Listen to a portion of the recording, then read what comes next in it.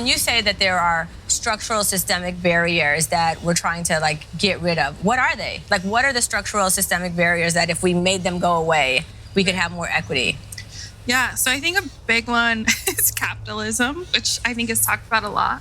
And me and Jayla talk about a lot, and we've talked about. And I think there's a place where we see people taken advantage of in capitalistic ways. And I think when people hear anti-capitalism, they say, you can't do anything without money. And I think for me, anti-capitalism means you can't do anything without money, but you can make that money equitable. I don't think there's any place in which there needs to be a billionaire at the top and people can't feed their kids at the bottom. So like, I'm all for money. I want to get paid. I want you to get paid. Yeah. You know? Right. But I don't think there's a need for me to have so much more than someone who literally can't survive. And I think that that's a huge barrier. There's a barrier for education. People can't afford to go to school. If they do, they have debt. Yep. I think that's a huge barrier I see. I agree, and I think that there's like a misconnotation. Again, like there's like political philosophical views that are going to be over here and way over here. But I think majority of people fall into the same middle boat.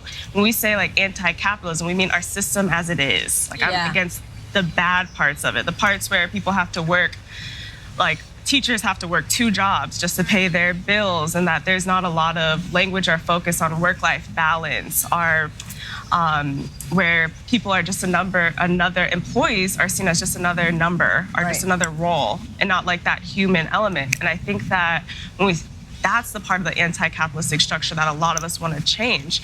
I don't think it's against like entrepreneurship, right? It's like, how can we focus on small businesses, on businesses from owners that are marginalized, that had to work a lot harder and compete a lot more, are from practices that aren't oppressive, are holding anyone down in order to make money.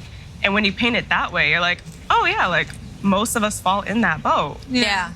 As a business owner, that's been one of the things that I've run into a lot when I'm having conversations with people who are like equity, diversity, and inclusion practitioners. And then all of a sudden we're having a conversation, internally, and somebody starts using the language anti-capitalism. And I'm like, whoa, wait, I'm a capitalist. Like I literally, in order to be an entrepreneur and live in the United States of America and have a for-profit business, which we do, this is not a 501c3, right? But then I am participating in a capitalist system, but I actually feel like that's great. Right. I actually feel like me being present here and people like me, right? People who are Black and brown and women founders and entrepreneurs and CEOs are actually disrupting the inequity in the system. And I feel like a lot of times the language is making people feel like you're either, part of the problem, or you don't even get what the issue is at all. And I'm like, well, actually, I feel like what I'm doing is disruptive in its own way. So, but it is interesting to think about like how our language oftentimes is not necessarily mutually understood, and it sometimes is so broadly used, right? Such a blanket statement that we're missing some of the nuances and some of the opportunities for actually achieving the results that we want.